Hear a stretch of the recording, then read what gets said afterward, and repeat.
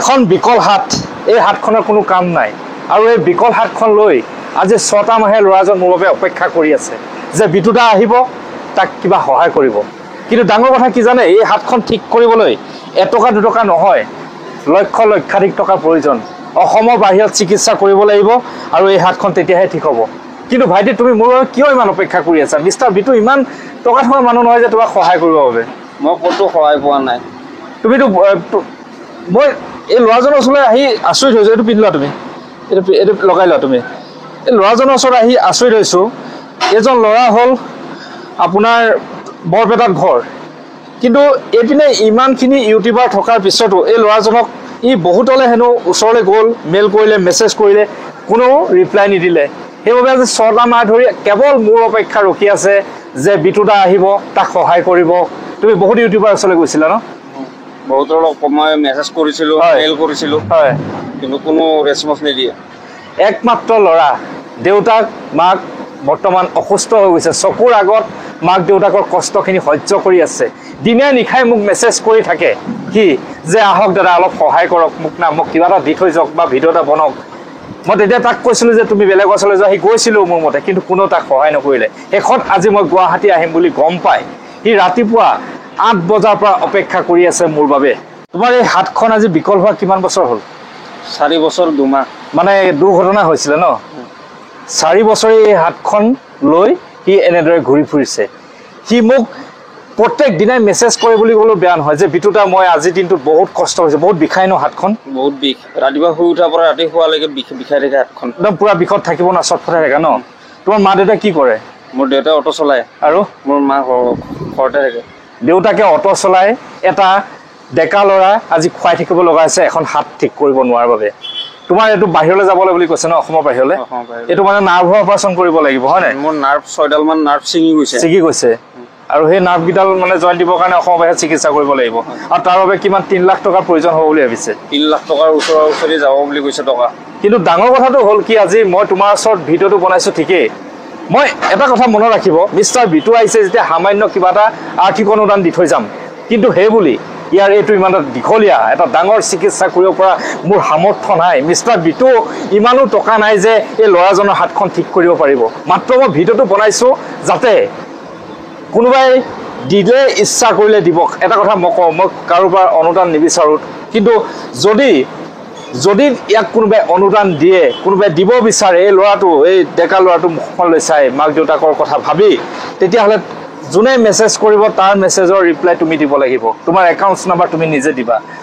মই জানেই মিষ্টাৰ বিটুৱে বনোৱা ভিডিঅ'ত কোনো ধৰণৰ একাউণ্টছ নাম্বাৰ নিদিয়ে, ডিটেইলছ নিদিয়ে, মাত্ৰ মই দেখাওঁ আৰু যি পাওঁ নিজে সহায় কৰি যাওঁ। কিন্তু আজি এই ল'ৰাটোক মই 3 লাখ টকাৰে সহায় কৰিবলৈ অসমৰ্থ। এইবোৰ কাগজ দেখিছেনে? এইবিলাক ৰিপৰ্টছ হয়, কাগজ হয়, এপ্লিকেশ্যন হয়, কাৰোবাৰ পৰা চাইন কৰাইছে, কিবা কৰাইছে, এখন দুখন নহয়, তেনেকুৱা চাইন কৰা কাগজ বহুত কেইখন আছে। এইবিলাক কাগজ লৈ সি মানুহৰ ওচৰলৈ সহায়ৰ হাত বিচাৰি যায় যে মোক সহায় কৰক, মই ইনকাম কৰিবলৈ মন কৰোঁ, মই আৰ্জন কৰি মা দেউতাক চলাবলৈ মন কৰোঁ, কিন্তু কোনো সহায় নকৰে। এনেদৰে এপ্লিকেশ্যন লিখাই কোনোবাই চাইন কৰি দিয়ে, আমুকলৈ যায় তামুকলৈ যায়, তেনেকৈ দৌৰি ফুৰা, হয়নে? কোনোবাই সহায় কৰিছেনে আজিলৈ?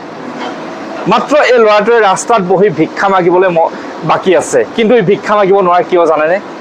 তাৰ সেইটো মানসিকতা নাই। তাৰ এটাই চিন্তা যে মই নিজেই কষ্ট কৰি ইনকাম কৰি কিবা এটা কৰোঁ, কিন্তু নিজে কষ্ট কৰি ইনকাম কৰিবলৈ কেনেকৈ পাৰিব? হাতখনেই নিথৰ হৈ আছে। কিন্তু মই এই ল'ৰাটোক কথা দিছোঁ, যদি মোৰ সামৰ্থ্য হ'লহেঁতেন তোমাক মই চিকিৎসা কৰালোহেঁতেন। ভাইটি, তোমাৰ নামটো কি? কপিল মেধি। কপিল মেধি ন? ইয়াৰ ঘৰ বৰপেটাত হয়। কিন্তু মোৰ বেয়া লাগিছে, অসমত বহুত হাজাৰ ইউটিউবাৰ আছে, এটা মাত্ৰ ভিডিঅ' এই বৰপেটাৰ ল'ৰাটো বনাই দিব নোৱাৰিলেনে? মই হ'লোঁ উজনি গোলাঘাটৰ, যদি ওচৰত থাকিলেহেঁতেন কপিলক ভিডিঅ' আজি মই বহুত আগতেই বনালোহেঁতেন। কিন্তু মোৰ দুখ লাগিছে, বহুত ইউটিউবাৰ আছে নিজৰ বাবে খৰচা কৰে, নিজৰ বাবে সকলো কৰে, মাত্ৰ এই অসহায় ল'ৰাটোৱে সহায় বিচাৰি গৈছিল কেইজনমান নিৰ্দিষ্ট ইউটিউবাৰ ওচৰলৈ, জনপ্ৰিয় ইউটিউবাৰ ওচৰলৈ, কিন্তু তেওঁলোকে এওঁক সহায় নকৰিলে। কিন্তু আজি মিষ্টাৰ বিটুৱে যিমান পাৰোঁ সহায় কৰি থাকিবলৈ চেষ্টা কৰিম, লগতে এটা ভিডিঅ' প্ৰেৰণ কৰিম যাতে ল'ৰাটোৰ ভৱিষ্যত ভাল হয়। চব ভাইটি কপিল, এটা সামান্য আৰ্থিক অনুদান তোমালৈ আগবঢ়াইছোঁ।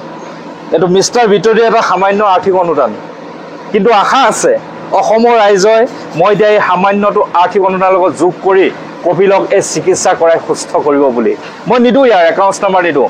ই এটা কাম কৰিব লাগিব যে যিটো মই ভিডিঅ' দিম সেই ভিডিঅ'ত যি কমেণ্টছ আহিব, কোনোবাই একাউণ্টছ নম্বৰ বিচাৰিব, তোমাৰ গুগল পে' নাম্বাৰ বিচাৰিব, তুমি মাত্ৰ ৰিপ্লাই দিবা, ঠিক আছে? ইয়াৰ নাম হ'ল কপিল মেধি। ই ৰিপ্লাই দিব, একাউণ্টছ নাম্বাৰ দিব, যোনে ব্যক্তিগতভাৱে বিচাৰে তেওঁক নাম্বাৰ দিব, দৰকাৰ হ'লে ময়ো দিম যাক বিচাৰে। কিন্তু মই যি পাৰোঁ তাক আৰ্থিক অনুদান আগবঢ়াই অলপমান সহায় কৰি থৈ গৈছোঁ, কাৰণ আজি মই গুৱাহাটীলৈ আহিছোঁ এটা ৰোগীৰ বাবে। মই আহিম বুলি গম পাই কালি আপডেট দিছিলোঁ, ৰাতিপুৱা 6 বজাৰ নহয় 8 বজাৰ পৰা ৰখি আছে ন, 8 বজাৰ পৰা এতিয়া মই 12 বাজিলে পাওঁতে 4 ঘণ্টা ই ৰখি আছে। কিবা খালা নাই তুমি? একো খোৱাই নাই, একো নোখোৱা নোপোৱাকৈ মোৰ বাবে ৰখি আছে। চ' বহুত দিন ছমাহ ইয়াক ৰখালোঁ, বহুত দিনৰ আগত যদি ভিডিঅ'টো বনালোঁতেন আজি হয়তো তাৰ হাতখন অলপ হ'লেও সুস্থ হ'লহেঁতেন। বহুত আশা কৰি ভিডিঅ'টো বনাইছোঁ, আপোনালোকে যিমান পাৰে শ্বেয়াৰ কৰক যাতে ভাল মানুহৰ ওচৰত যায় এই ভিডিঅ'টো, আৰু কপিলৰ এই হাতখন ভাল হৈ তাৰ অসুস্থ আৰু বৃদ্ধ মাক দেউতাকক যাতে সি খুৱাব পাৰে, দেউতাকৰ যাতে অটো চলোৱা কামটো বন্ধ কৰি দেউতাকৰ মুখত হাঁহি বিৰিঙাব পাৰে, তাকে কামনা কৰিলোঁ। কপিলৰ ভৱিষ্যত যাতে, নাকান্দিবা তুমি, একদম নাকান্দিবা, চকুপানী নটুকিবা, যুঁজিব লাগিব। তোমাৰ হাতৰ বিষ ভাল হ'ব, এজন ভগৱান আছে ন। আজি মিষ্টাৰ বিটু আহিছে তোমাৰ ওচৰলৈ, ডেকা ল'ৰাৰ চকুত চকুপানী নোলাবা কেতিয়াও দেই বাবা। তোমাক সাজযোৰ কৰিছোঁ, ভালকৈ থাকিবা। বেয়া লাগিলে ছমাহৰ পিছত আহি তোমাক অলপ কষ্ট দিলোঁ, বা ছমাহ তুমি কষ্ট খাই থাকিব লগা হ'লহেঁতেন, কিন্তু কথা দিছোঁ এই মিষ্টাৰ বিটুৱে কপিলৰ বাবে কিবা নহয় কিবা কৰিব। চ' ইমানখিনিয়ে কথা দেখালোঁ, কপিলৰ অৱস্থা ক'লোঁ সকলোখিনি, তাকে কৈ আজি ভিডিঅ'টো ইমানতে সমাপ্ত কৰিলোঁ। ধন্যবাদ।